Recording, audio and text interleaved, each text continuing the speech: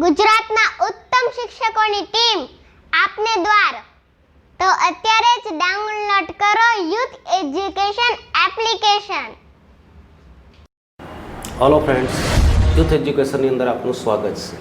આજે આપણે ગ્રામરનો topic adverb clause of purpose હેતુદર્શક ક્રિયા વિશેષણરૂપ વાક્યનો અભ્યાસ કરીશું. પર્પઝ મતલબ કે હેતુ, આશય, ઉદ્દેશ આવું બતાવે છે. માટે કહેવાય છે કે purpose is normally expressed by the infinitive, કે પર્પઝ હેતુ બતાવે છે. અહીંયા આપેલા આપણને શબ્દો છે to plus V1 in order to, એની સાથે V1 for with view to, એની સાથે આઈએનજી વાળું રૂપ, so that, in order that અને ડેટ સાથે વાક્ય આવશે. આ બધાનો અર્થ ના હેતુથી, ના ઉદ્દેશથી, ના આશયથી એવો થાય છે.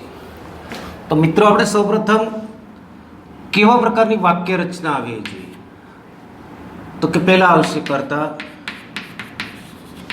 ક્રિયાપદ,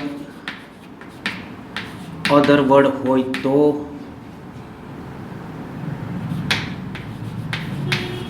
ઇન ઓર્ડર ટુ,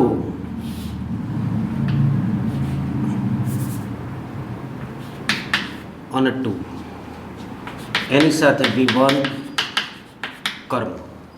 આ બંને શબ્દની વાક્ય રચના કોમન આવશે. ત્યાર પછી છે ફોર અને વિથ વ્યૂ ટુ. તો વાક્ય રચના નંબર 2 આ બંનેની પણ કોમન આવશે. કર્તા, ક્રિયાપદ, other word, for with view to, આની સાથે આઈએનજી અને કર્મ. ત્રીજી વાક્ય રચના so that, in order that અને ડેટ. આ ઉપરોક્ત ત્રણેય સંયોજક જે છે એમાં ડેટ પછી કર્તાની સાથે સહાયકારક ક્રિયાપદ તરીકે modal auxiliary, can, could, may, might, will, would અને ક્યારેક શુડનો પણ ઉપયોગ થાય છે. તો જુઓ એની વાક્ય રચના કેવી થાય છે. કર્તા, ક્રિયાપદ, other words, so that, in order that, અથવા તો that. આની સાથે કરતા આવશે. આમાં can, could, may, might, will, would,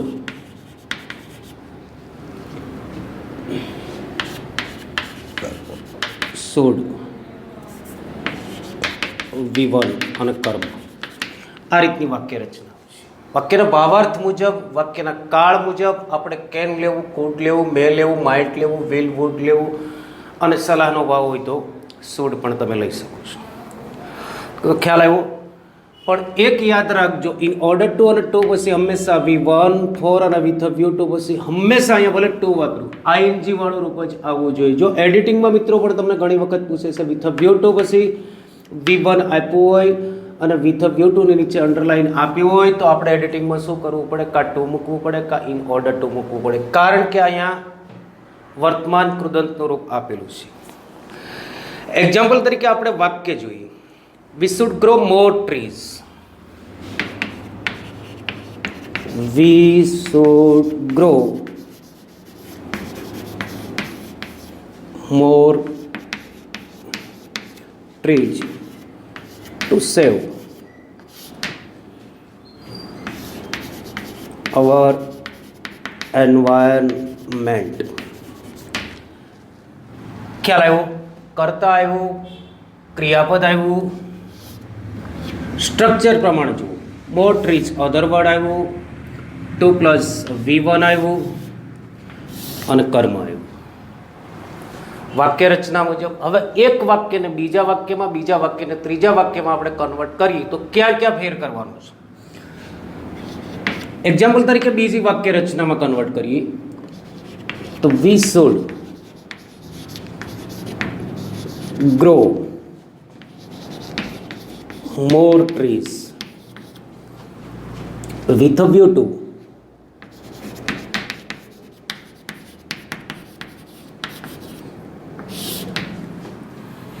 કેવું રૂપ આવશે કે વી ડેશ આઈએનજી, એટલે આમાંથી ટુ દૂર થશે અને ક્રિયાપદને આઈએનજી લાગશે. Saving our environment. ત્રીજી વાક્ય રચના જોઈએ. ત્રીજી વાક્ય રચનામાં we should grow more trees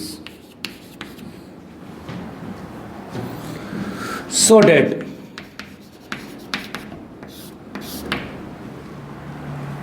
આપણે વધુ વૃક્ષો વાવવા જોઈએ, જેથી કરીને તેથી આપણે આપણા પર્યાવરણને બચાવી શકીએ. નૈતિકતાનો ભાવ છે, શુડ પણ લઈ શકો છો. ક્ષમતા બતાવી હોય તો ક્રિયાપદ પ્રમાણે કેન કે કુડ લઈ શકો છો. તો અહીંયા કરતા જે આગળ આપેલો છે એ જ, કારણ કે બચાવવાવાળા કોણ છે? આપણે છીએ. વી શુડ અથવા તો વર્તમાન છે તો કેન. આની સાથે વી વન સેવ અવર એન્વાયરમેન્ટ. ખ્યાલ આવે છે મિત્રો? પર્પઝના ટોટલ 7 શબ્દો, 2 + V1 on order to V1, 4 with a view to, so that, in order that અને ડેટ. પણ વાક્ય રચના ટોટલ 3 બને છે.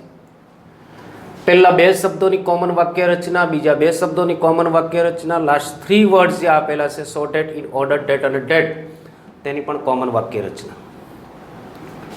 પણ ફેર શું કરવાનું છે? ઘણી વખત તમને અહીંયા હવે સેવિંગની જગ્યાએ સેવ આપી દે તો વિથ અ વ્યૂ ટુ, પછી અહીંયા અંડરલાઈન આપે with a view to save our environment, તો આપણને ખ્યાલ હોવો જોઈએ 100% કે વિથ અ વ્યૂ ટુ પછી કે ફોર પછી વર્તમાન કૃદંતનું રૂપ આવે છે. એડિટિંગમાં પણ આ પ્રશ્ન તમને મૂકી શકે છે. આગળ બીજું ઉદાહરણ જોઈએ આપણે.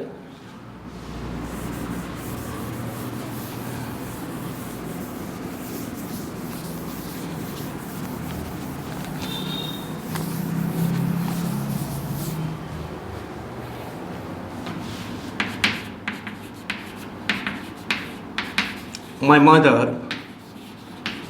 goes to market to buy vegetables. મારી માતા માર્કેટમાં શાકભાજી ખરીદવાના હેતુથી, ના આશયથી, ના ઉદ્દેશથી માર્કેટમાં જાય છે. તો હવે અહીંયા આપણે બીજી વાક્ય રચના મુજબ જોઈએ તો my mother goes to market. હવે અહીંયા 2 + V1 નો ઉપયોગ છે, 4 નો ઉપયોગ કરીએ. 4 પછી હંમેશા કેવું રૂપ આવતું હતું તો કે આઈએનજી વાળું, તો અહીંયા 2 નીકળી જશે, બાય ને આઈએનજી લાગશે, બાય વેજીટેબલ્સ. ત્રીજી વાક્ય રચના મુજબ જોઈ. My mother goes to market in order that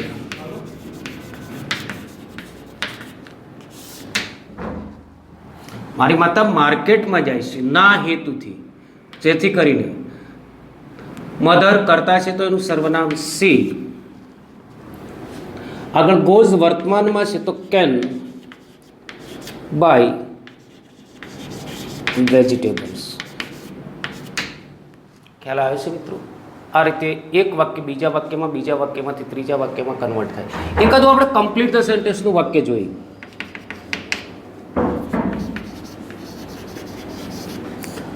many students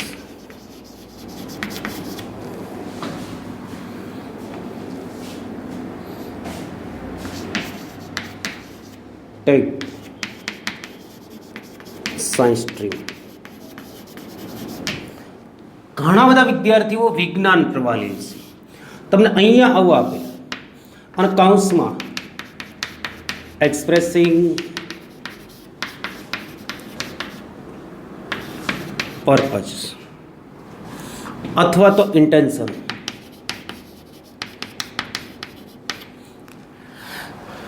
પર્પઝનું વાક્ય વ્યક્ત કરો અથવા તો ઇન્ટેન્શન, કોઈ ઈરાદો દર્શાવતું, આશય દર્શાવતું વાક્ય પૂર્ણ કરો. હવે વિચારજો કે અહીંયા તમને હિન્ટનો શબ્દ આપી દીધો છે વિથ અ વ્યૂ ટુ. હવે જો આવું બ્રેકેટ્સમાં વિથ અ વ્યૂ ટુ આપ્યો હોય તો આપણા 7 શબ્દો છે, 7 શબ્દોમાંથી આપણે બાકીના શબ્દોને ડ્રોપ કરવા પડશે, વિથ અ વ્યૂ ટુનો ઉપયોગ કરવો પડશે.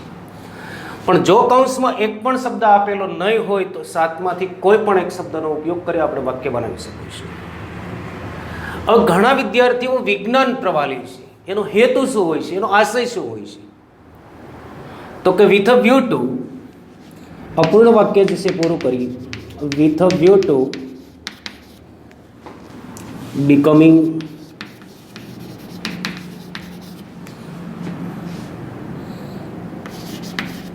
doctors, બીજા લેશે એન્જિનિયર્સ. ખ્યાલ આવે છે મિત્રો? આ રીતનું વાક્ય કન્વર્ટ થાય છે. તો મિત્રો તમને આ ટોપિક પસંદ પડ્યો હશે એવી અપેક્ષા રાખું છું. જો આપને પસંદ પડ્યો હોય તો એને લાઈક કરજો, શેર કરજો. ઓકે.